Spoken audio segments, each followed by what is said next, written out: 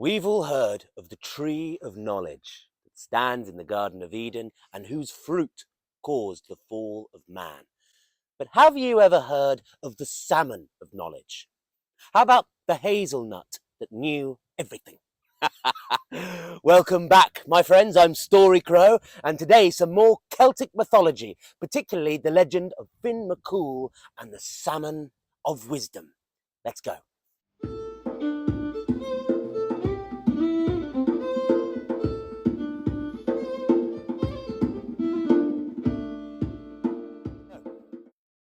Long ago, long ago, there was a certain hazel tree that grew on the shores of a wide, deep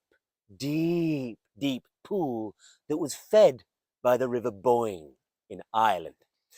Now, on this hazel tree, there grew 9 hazelnuts, and these hazelnuts contained the secret of all past and all future events. All knowledge contained in all the world was within these 9 hazelnuts.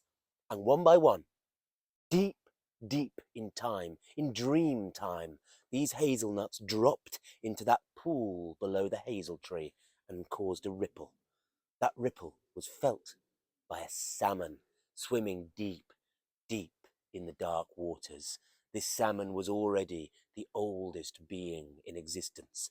And when it heard that little plop, it went up and ate the hazelnut, then another, all 9 hazelnuts.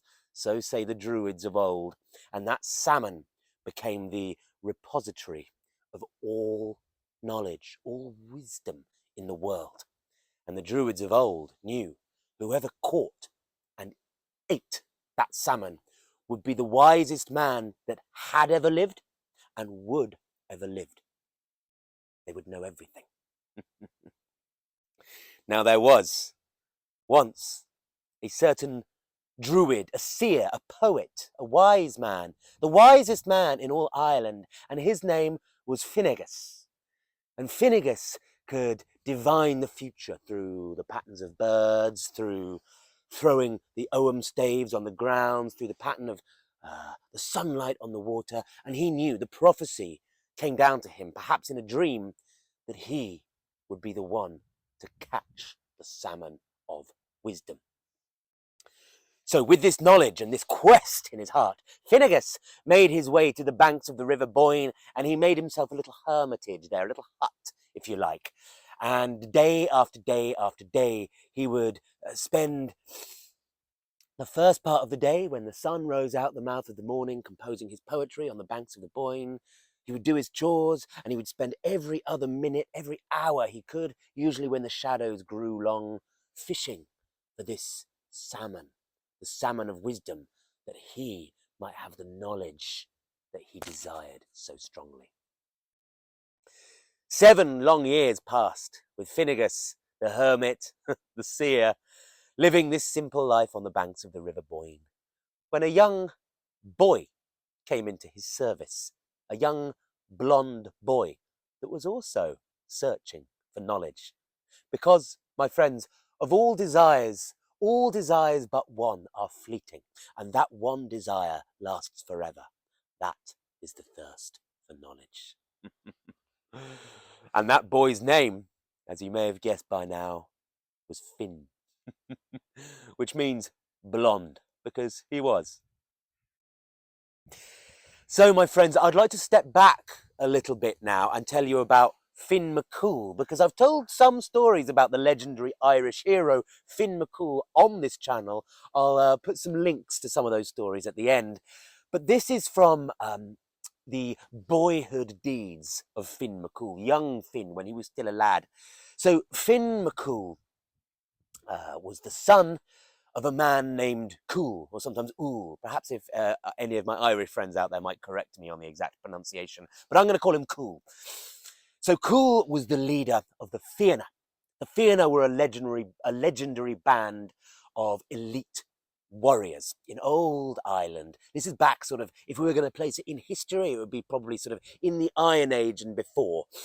And their job was to defend the kings of Ireland to act as their personal bodyguard, their personal retinue, and they would travel from castle to castle, fort to fort throughout Ireland to protect the various kings. And Cumhaill was their leader. But one day, because of reasons that are probably for another story, Cumhaill was betrayed by one of his own men. And that man was a man named Mac Cumhaill, who was more of a mountain than a man. He was huge. He had one eye made of pure muscle. In fact, it was said of Gall, son of Morna, that he had never once in his life opened a door. No, he walked straight through it, which must be very, very annoying for any householders that are sweeping up the messes and nailing the door up afterwards. And then Gall comes round for a cup of tea again. Bam! Constantly mending doors. Anyway, Gall and his brothers, the sons of Morna, one day laid in ambush for Fionn and attacked him, got the better of him in battle, and killed Cumhaill. Luckily, the baby Fionn, who was just born, was whisked away into a forest. And so begins the mythological beginnings of so many Celtic heroes. He was raised in the forest by his auntie and her partner, two druidesses, two druid women, and they taught Fionn all the ways of plants and herbs and things like that. And they taught him also, the elements of how to fight, just with sticks, running around a tree, thrashing each other with a hazel staff or a blackthorn staff. And Fionn proved to be quite agile. But his real teacher was the forest itself and the animals. He would spend all his day tracking the hare and the fox and the badger. And he would be taught lessons by the birds and by the leaves and by the trees and by the changing seasons. The term forest school is quite popular now, but this was the original forest school, the original hedge school. And Finn's early education was in the forest. But this dream of innocent childhood came abruptly to an end one day when the sons of Morna came looking for the young Fionn, son of Cumhaill. And they interrogated those druid women, but they were tight-lipped. And Fionn, with the instinct of a fox, had leapt straight up an oak tree like a squirrel and was hiding there in the branches, unseen. The next day, it was clear that Fionn would have to depart his forest sanctuary. And as fate decreed, the very next day, who should come passing through that patch of forest but a roaming band of young poets. They were students. They had just been at their first year of university, learning all about the Ogham and all about the old poems and bardic songs. They were like freshers. They were in their freshman year, and they were now on their way from university back to their various homesteads and towns and villages. And they were a merry bunch, as university students, college students often are. And they took Fionn under their wing and they roamed together, and Fionn learned much from them. In fact, he got a real knack for poetry and verse when he was with them. It was the beginnings of his career as a poet, you might say. And he had a great time with these posh young poet lads, trainee bards they were. But one day there was a tragedy. These poets were ambushed by a group of bandits, a renowned group of thieves, and every one of them was butchered, slaughtered for their belongings. Fionn, again, having the instincts of a fox, had crept away into a bush, and when those thieves found him, he put up such a fight. Young lad that he was tearing and biting and punching. He was no match for them, but he was so fierce, they thought, hang on, lads, hang on. Let's not kill this one. Let's train him up to be one of us. And Fionn learned a lot from those thieves. He learned the rotten art of fighting. He learned how to fight slyly. He learned how to swim with a dagger between his teeth. He learnt a lot from those bandits, and a great bond of love grew between them. But eventually he parted company with them. He knew his destiny lay in other places, and he knew that his destiny lay at the palace of the High King at Tara.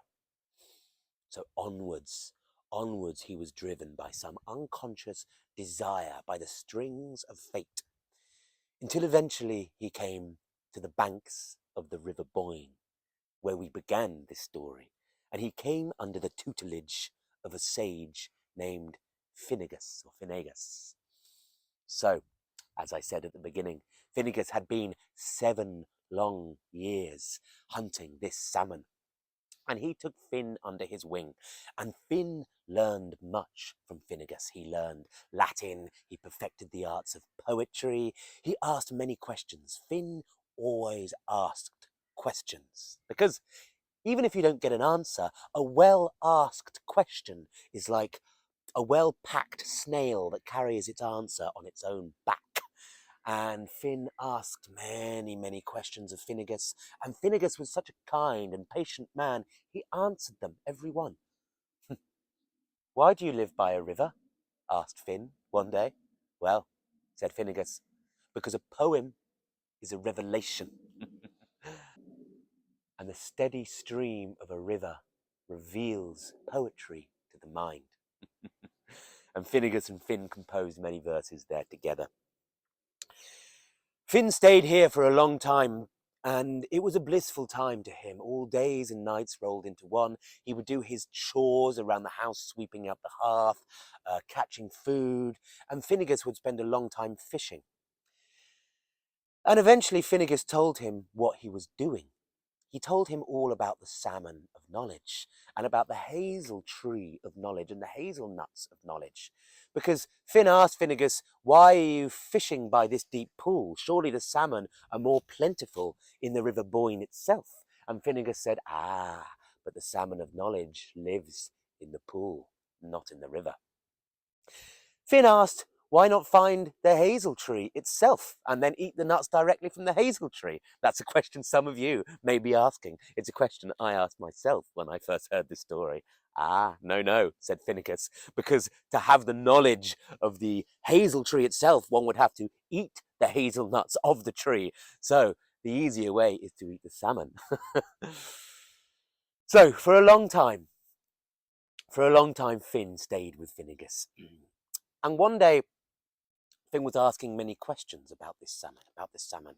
And just as Finnegas was discussing the salmon of knowledge and all the wisdom that it contained, there was a tug on the line.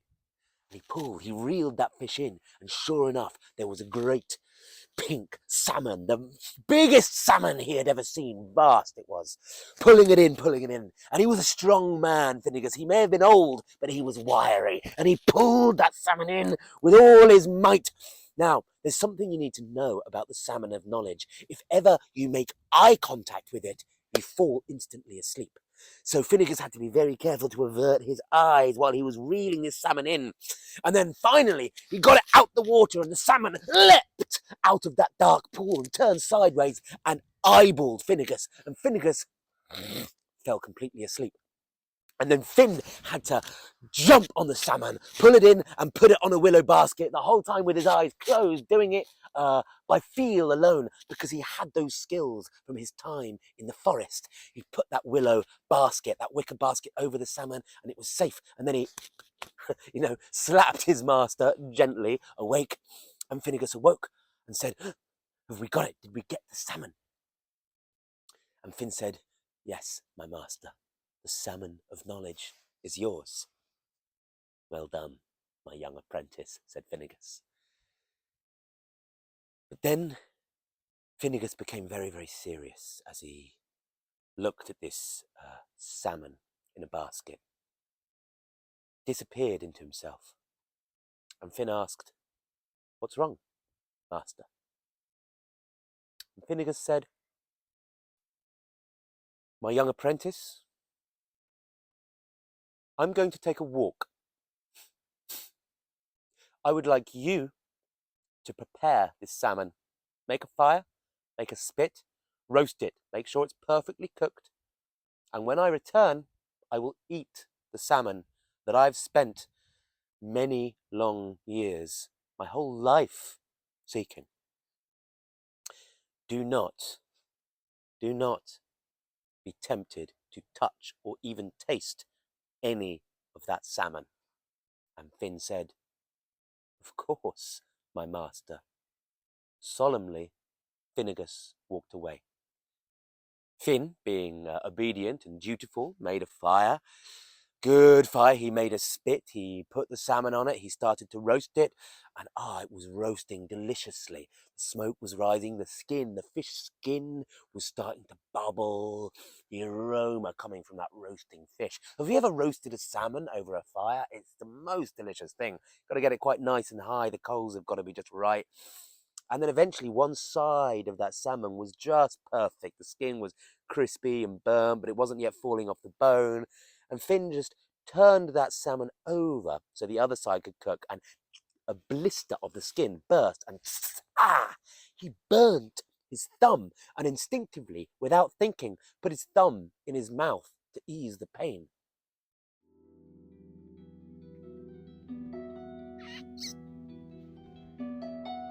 Something strange happened.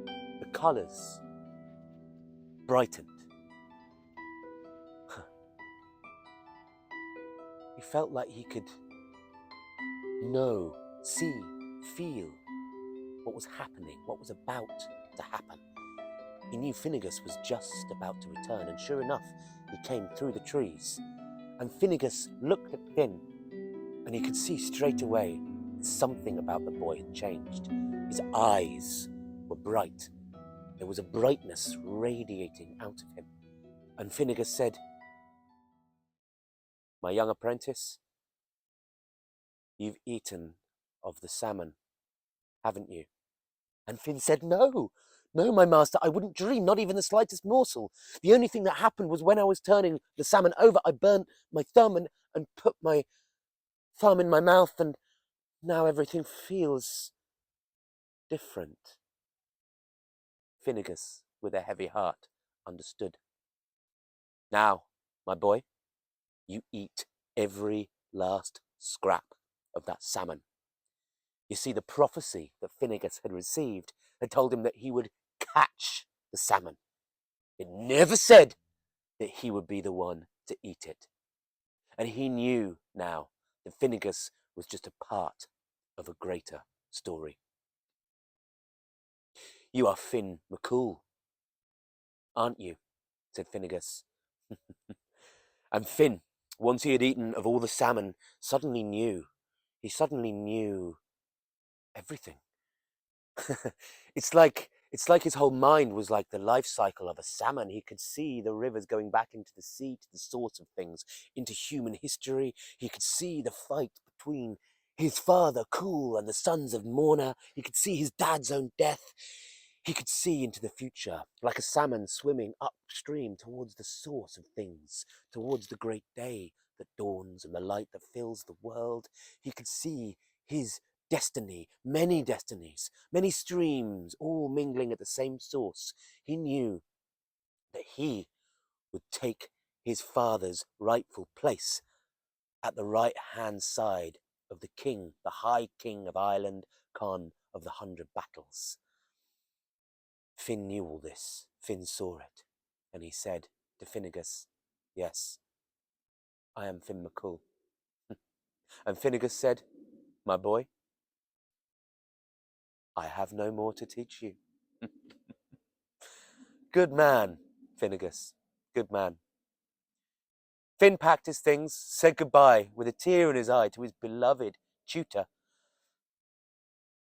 And then he saw something, and he said to Finnegas, "You will catch your own Salmon of Wisdom one day." "I know." Finnegas smiled and said goodbye to the young Finn, who went on his way, following, like a salmon swimming upstream towards his destiny, towards the palace on the plain of Tara, towards the High King, where he would, perhaps, avenge his father's death. That, my friends, is another story.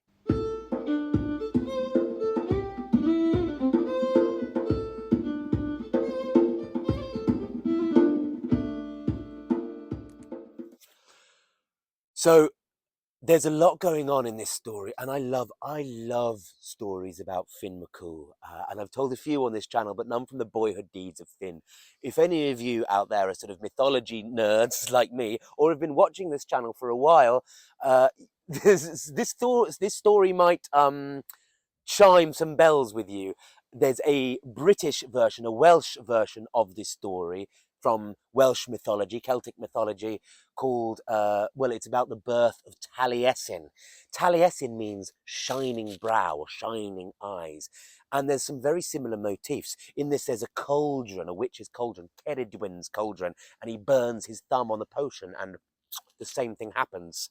Ceredwen gives chase in many animal forms. One of those animal forms, Taliesin turns himself into a salmon. So some very interesting ideas. So really strong mirroring between Welsh mythology and Irish mythology here, which are probably connected to an older group of stories that are now lost to time.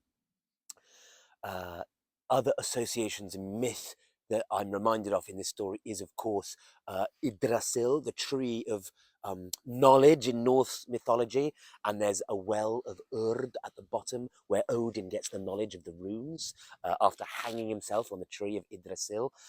Similar motif there. Also, in a lot of Germanic mythology, there's a worm, a snake, or a dragon that is slain, and its heart is eaten, and then the language of the birds is known. Or a white snake is caught from a pool and eaten, and knowledge of past and future is given. So similar resonances, none quite so close as these two Celtic versions. I think on these islands, they've developed in their own way. But in Indo-European mythology, this idea of a salmon, or perhaps earlier, a serpent, being eaten to gain knowledge. This brings me back full circle to the beginning of this story when I mentioned the tree of knowledge in the Garden of Eden. And that serpent, which in Christian mythos is a tempter, is an evil, but in the inversion of that mythos, in Gnostic thought, that serpent is Sophia, it's gnosis, it's divine knowledge, almost feminine wisdom that releases us from the bounds of this material world. And we see that idea of a cosmic serpent of knowledge in many world mythologies. We see it in the Kundalini energy of Hinduism, perhaps in the cosmic serpent, Dambala Wedo of West African voodoo. So I think there's an ancient idea of a knowledge imparting serpent that is perhaps eaten or provides a fruit here, which is maybe the ancient root of this very Celtic story. So, my friends, thank you for watching. And if you want to hear the other Celtic version of this story, it's on my channel. I'll put a link to it here at the end. Ceredwen and the Cauldron and the birth of Taliesin. Or if you want to hear some more stories about Fionn Mac Cumhaill, I'll put some stories about Fionn here as well. So 2 options for you. Thank you again for watching, my friends. Finally, if you like what I'm doing here, then, well, give this video a like. But also, if you want to support me financially, I do have a Patreon account that I'll put a link to in the comments below. No pressure, but thank you very much to you guys that are supporting me already. It means the world. Thank you very much. See you guys soon.